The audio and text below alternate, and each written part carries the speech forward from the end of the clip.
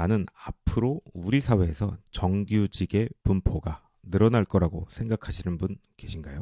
아마 없으실 겁니다. 많은 직장인들은 계속해서 연봉은 오르죠. 하지만 몸값은 상대적으로 떨어집니다. 왜 떨어지죠? 직업이 없기 때문입니다. 이게 무슨 말이냐? 물론 직장은 있습니다. 그런데 여기서 중요한 건 그 직장에서 주는 월급, 즉 내 스스로 돈과 교환할 수 있는 자체적인 기술이 없기 때문에 자기의 몸값은 상대적으로 떨어진다라는 겁니다. 그렇다고 여러분 40대 후반, 50대 초반에 퇴직해서 돈 안 벌고 살 수 있으신가요? 국민연금만 갖고 사실 수 있나요? 절대 그렇지 않다라는 겁니다. 물론 지금 다니시는 직장을 나와라라고 하는 이야기는 결코 아니고요. 직장에 있는 동안 자기가 마켓에서 돈과 교환할 수 있는 기술을 반드시 만들어서 나와야 한다라는 이야기를 드리고 싶었습니다. 제가 한 가지 비유를 들어보겠습니다. 여러분한테 3가지 통장이 있다라고 가정을 해볼게요. 1번 통장은 개설한 지 아주 오랜 기간이 된 통장. 2번 통장은 통장의 개수만 많은 형태의 통장. 3번 통장은 최근에 만들었던 개수가 몇 개든 상관없이 현금이 빵빵하게 들어있는 통장. 어떤 게 가장 좋으십니까? 네, 무조건 3번 통장이죠. 통장에 돈이 많이 들어있는 게 최고입니다.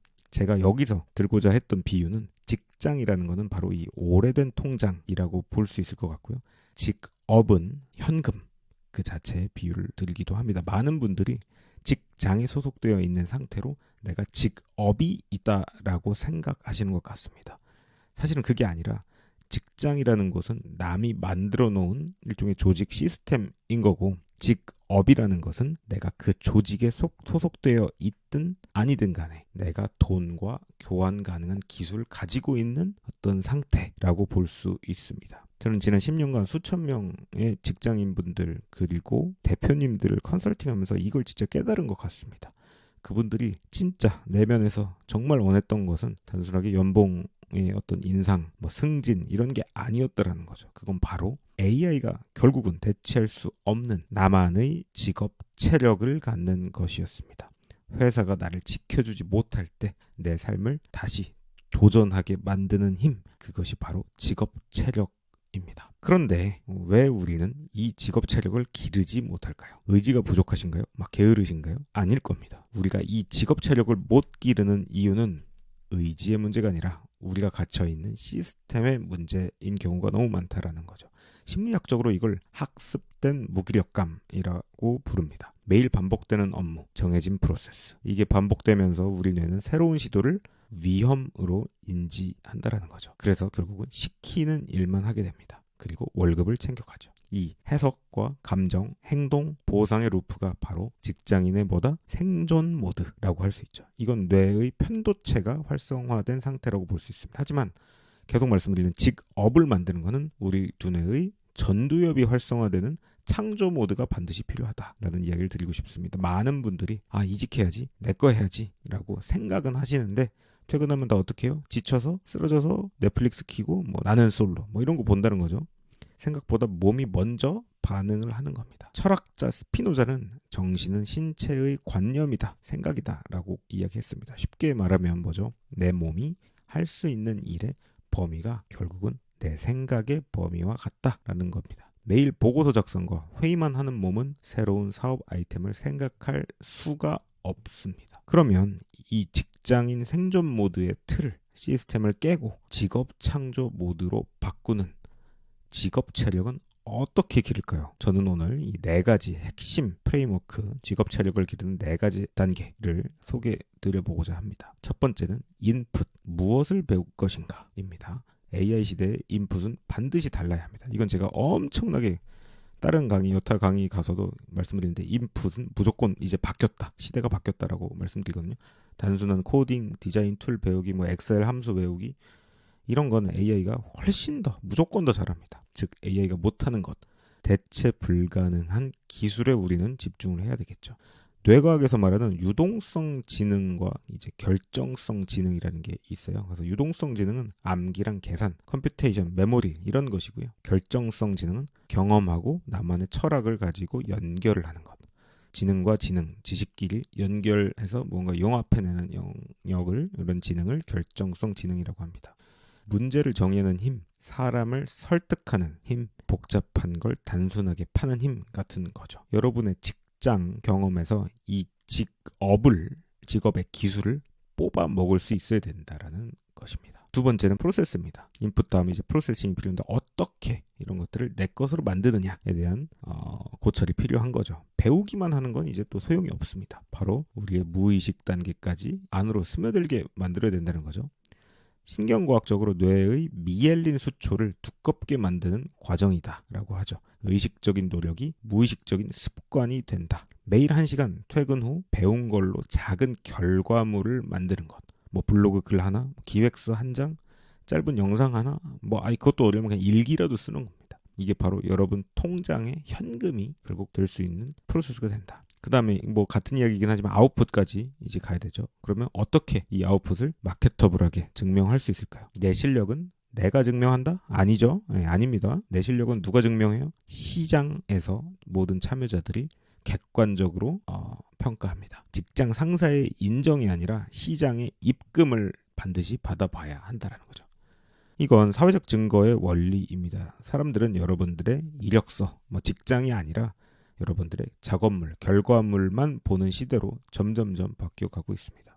이력서에 땡땡전자, 땡땡 자동차 회사 10년 근무라고 이제 쓰는 시대는 끝났다는 겁니다. AI, 이미지 생성, 모델링 기술로 매출 20%를 스타트업에서 상승시킴이라는 이 한 줄이 훨씬 더 수십 배, 수백 배 강력한 시대가 온 것 같습니다. 그 다음 이 세 가지 인풋, 프로세스, 아웃풋 그 뒤에 제가 가장 강조하는 피드백이 있습니다. 이 피드백을 통해서 우리는 지속 가능성을 확보할 수 있다.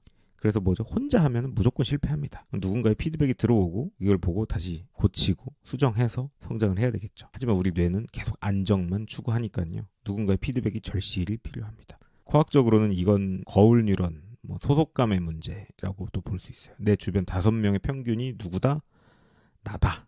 내 주변에 가장 친한 5명, 가장 시간을 많이 보내는 5명의 평균이 바로 나입니다. 그분들의 소득을 한번 평균 내 보십시오. 얼추 비슷하게 나온다는 거죠. 그래서 핵심 실천법, 이건 생각보다 많은 분들이 간과하시는데 이거 진짜 꿀팁입니다. 나보다 잘하는 무엇이든, 나보다 기획서를 잘 쓰든 엑셀을 잘하든 나보다 돈을 많이 벌든 투자를 잘하든 나보다 잘하는 집단들, 이미 직업을 가진 그 테크닉들을 다 모은, 타이탄의 도구들을 다 모은 그 사람들 틈으로 어떻게든 비집고 들어가라. 돈을 내고서라도 그 환경을 반드시 살 수 있다면 사셔야 됩니다. 그게 가장 빠른 길입니다. 제가 과거에 온오프라인 여러 가지 강의를 했지만 그들 중에 한 분이 지금 딱 떠오르는데, 대기업 15년 정도 다니시면서 재무만 담당했던 40대 후반 부장님이 한 분 계셨어요. 근데 충격 먹으신 거죠. 최근에 챗GPT 나오고 AI가 재무 리포트 이런 거 보고서들 싹 다 써내려가는 거 보고 위기감 느끼고 지금 현재는 퇴사를 하셨습니다. 근데 그분이랑 함께 제가만 가지고 계신 그 독특한 그 특기인 세무 컨설팅, 재무 지식 이런 걸 가지고 함께 직업을 컨설팅에 들고 이렇게 설계를 같이 해봤던 경험이 있어요. 처음에는 진짜 그 간단한 블로그, 네이버 블로그에 글 하나 쓰는 것도 진짜 어려워하셨어요. 안 믿기시지만 진짜 그렇습니다. 현실이.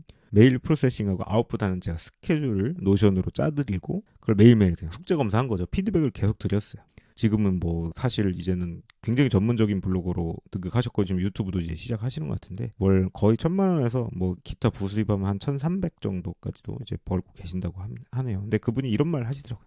결국 지난 15년 동안 이제 땡땡전자 다니는 월급보다 내 스스로 해가지고 이렇게 한 돈 100만 원 그리고 1,000만 원까지 이렇게 만든 이게 훨씬 더 짜릿했다. 진짜 내 기술, 나의 직업이 생긴 것 같다. 이 안정감이 진짜 태어나 처음이다. 이런 이야기를 하시더라고요.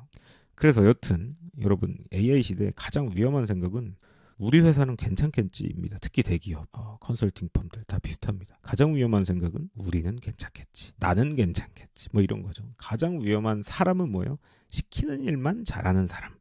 어떤 프로젝트는 아주 새롭게 디벨롭하고 이니시에이트하고 새로운 AI 시대에 적응하고 체인지 앤 어답션이라고도 하는데 변화와 거기에 따른 적응, 체인지 앤 어답션이 안 되는 사람들이죠. 그냥 시키는 거 네네네 하는 거는 AI가 쉬지도 밥도 안 먹고 휴가도 안 가고 훨씬 인간보다 잘한다. 그렇습니다. 그래서 중요한 건 나도 내 현금을 만들 수 있다라는 자기 효능감을 가지게 만들어드리는 거. 이런 게 목표로 해서 많은 성공 사례들을 좀 만들었던 것 같아요. 근데 이제 일단은 세상은 결론적으로 말씀을 좀 드려보면 세상은 AI가 바꾸는 것은 아닌 것 같아요. AI를 다루는 우리 각자, 나의 기술이 세상을 바꾼다라는 생각이 좀 듭니다. 내가 먼저 변해야 내 통장 잔고도 편하니까요. 여러분의 직업은 이 세상과 가치를 교환하는 여러분의 유일한 통로입니다. 오늘 영상이 도움이 되셨다면 구독과 좋아요 부탁드립니다. 고맙습니다.